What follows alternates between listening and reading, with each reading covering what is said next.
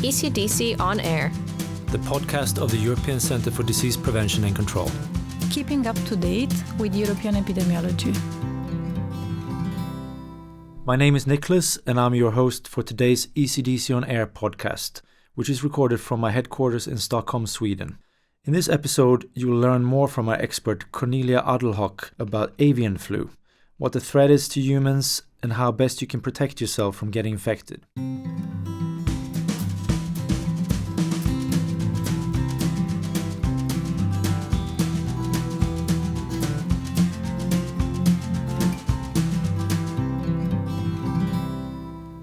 Hello, Cornelia. Thanks for coming here today to ECDC On Air. And you're here to speak to us today about avian flu. Yes, good afternoon. It's nice to be here. Thank you for the invitation. So you've been working here at ECDC for a while. How many years have you been here? For more than 8 years now.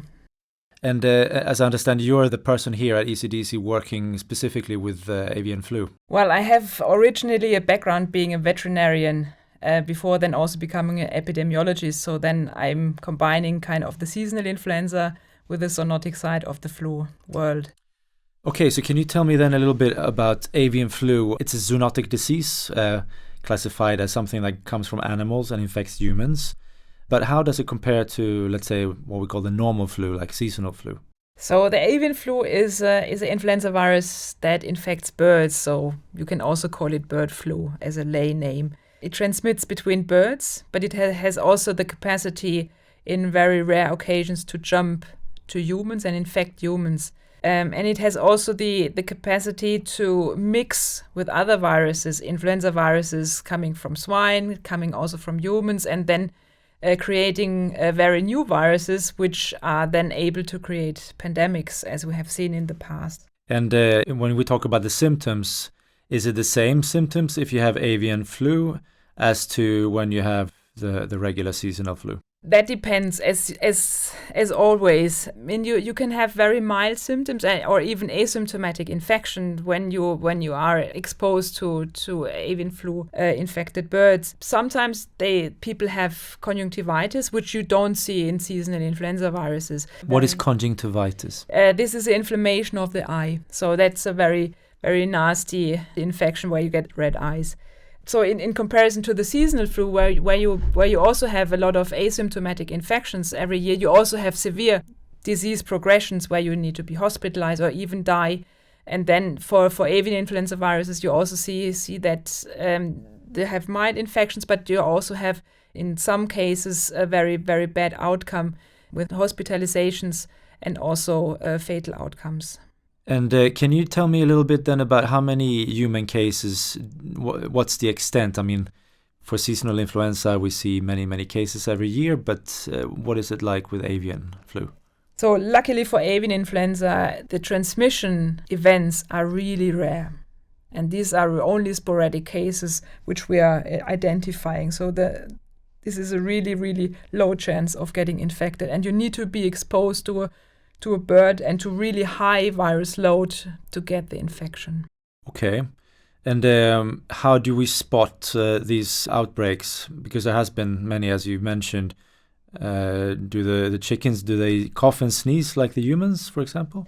So when we focus on the chickens, for them it's really also a very acute disease and an acute infection, which causes a high mortality within 1 or 2 days.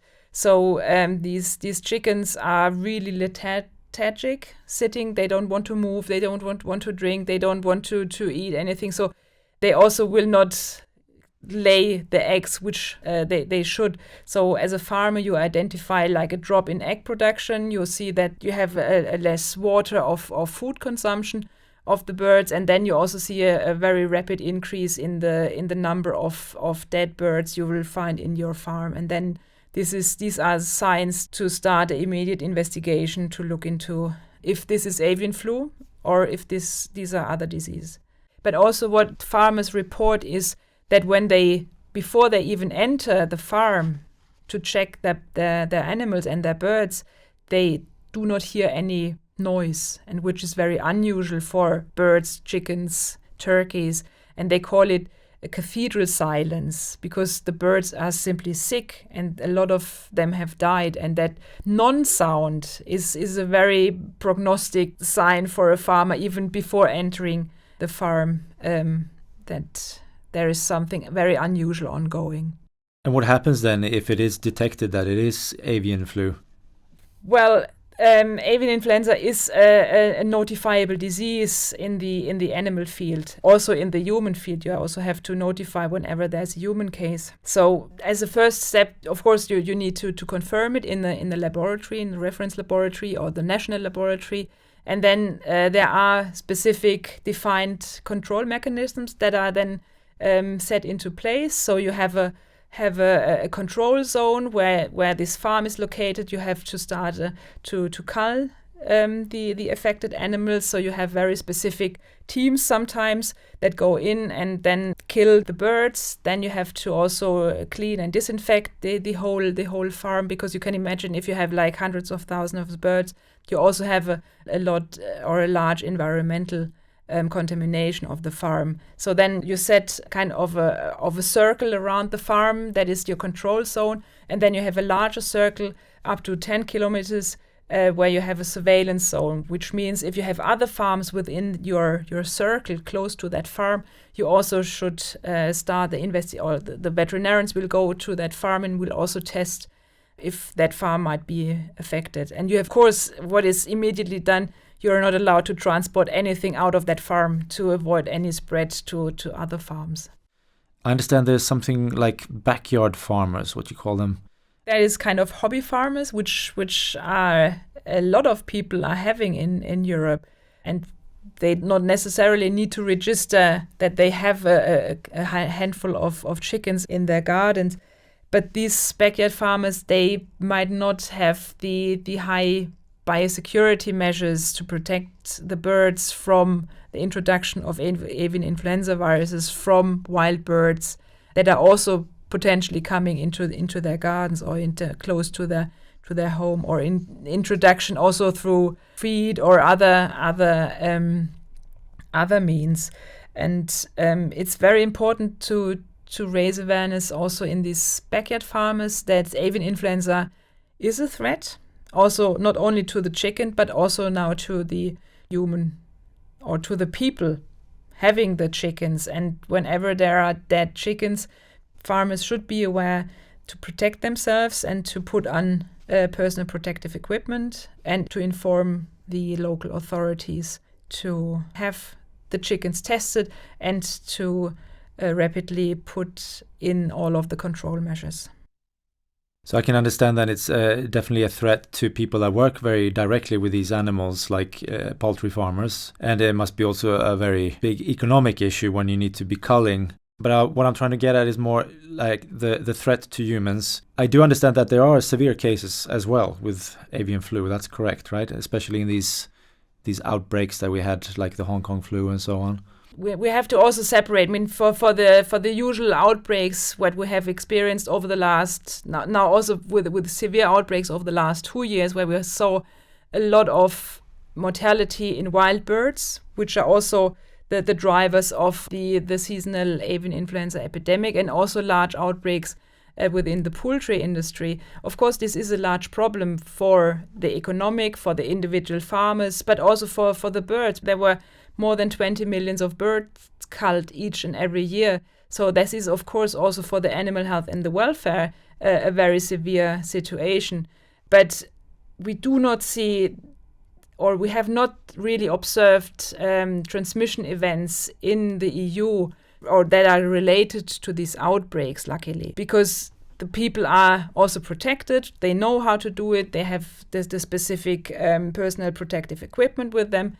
We have, however, observed some transmission lately in the United Kingdom and also in Russia, but these were asymptomatic or mild infections.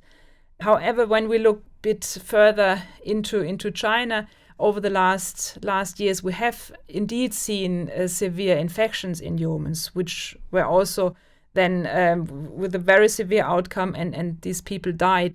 But the exposure also to the general population, like comparing China to Europe, is quite different, where we know they have these live bird markets, and you as a normal consumer, you go to this market, you choose your bird that you see and that is alive at that point, and that is directly kind of slaughtered at this market. So you have also a lot of contamination when the slaughtering processes are happening at these markets with the defeathering and so on. And you also take that bird then with you at home, and you have also then potentially more direct exposure to birds than what we have in Europe. I mean, you go just to the supermarket and you buy your frozen chicken. However, we have still some exposure for the general population. If we think about the mass mortality in the wild birds, where we have seen a large number of birds dying offshore, which are then going to the beaches. You can find them at the beaches, or you might find also dead birds in your garden, which also might have avian influenza. And so that is the risk. That is also for the kind of general population, but the risk is very low, and we have not seen a transmission to the general population. But it's also very important to say, don't touch any dead bird or even any dead animal outside unprotected. At least take some gloves, take a plastic bag when you try to remove it from your own garden. And what about eating chicken that might be infected? Is there any risk? So from the procedures what we have in place in Europe, it is very unlikely that you will see an infected bird in your supermarket. We have so many points that need to be checked from the farmer that will immediately investigate when they see a change in their flock through the slaughtering processes and into the supermarket processes that will prevent that such birds might end up for you to buy in the supermarkets. However, the residual risk can be always minimized with thoroughly cooking of chicken or grilling of chicken. I mean, that's the recommendation anywhere. I mean, chicken might not have only avian influenza. There are a lot of other bacteria as well and other viruses that can transmit to humans. Just think about Campylobacter or Salmonella. Sure. Can you tell me a little bit more about the control measures that European countries have put in place in terms of preparedness? Is it sufficient? You mean on the animal side? Yeah. So there are large efforts put into the monitoring of avian influenza in Europe to check the farms regularly, to also have a wild bird monitoring, to have also whenever there are dead birds found that they are monitored. And of course, whenever there is a suspicion of an outbreak, then the authorities are checking for avian influenza viruses. What has also worked, or what we have also looked at, was the collaboration between the animal side and the human side, which is important and very crucial that you share information early between also the human side, because you have humans involved in all of these culling processes. You need to share also the viruses to the human side, that the laboratories are able to adapt their detection systems, that in case there are human cases, that they can detect and find such transmissions. That, I think, is very well established across Europe. Can you tell me a little bit more about what ECDC then is doing in this whole process in terms of avian flu?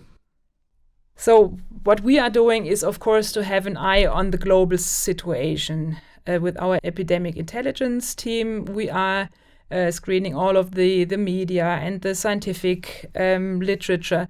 We are working closely with the international organizations like the WHO, with OIE and FAO.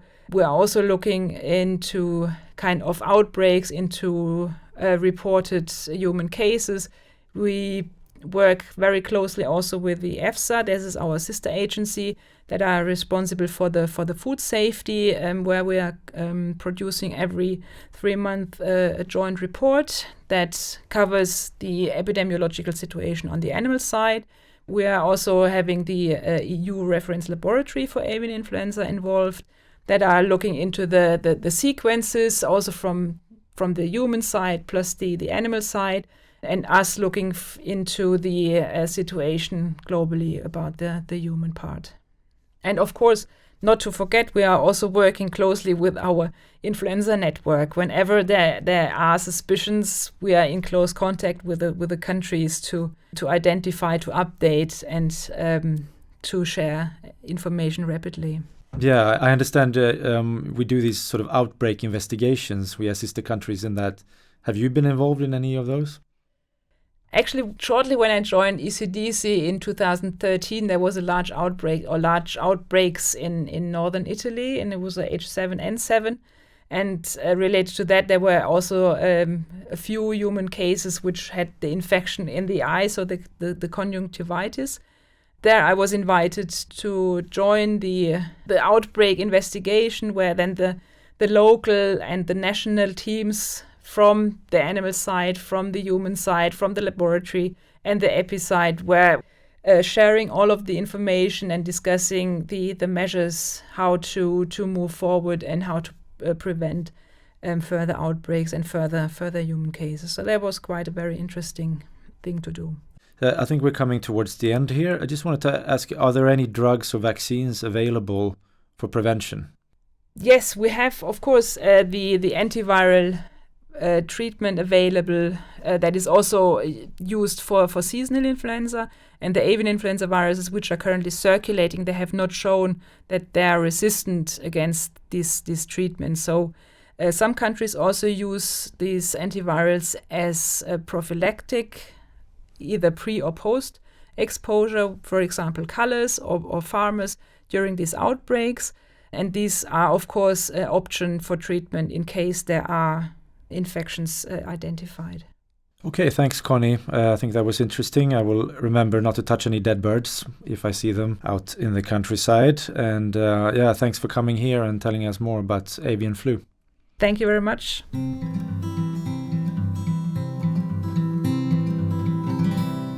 We hope you found this episode on avian flu interesting and informative. For more information about ECDC and on avian flu, please visit us at ecdc.europa.eu or follow us on social media for the latest news.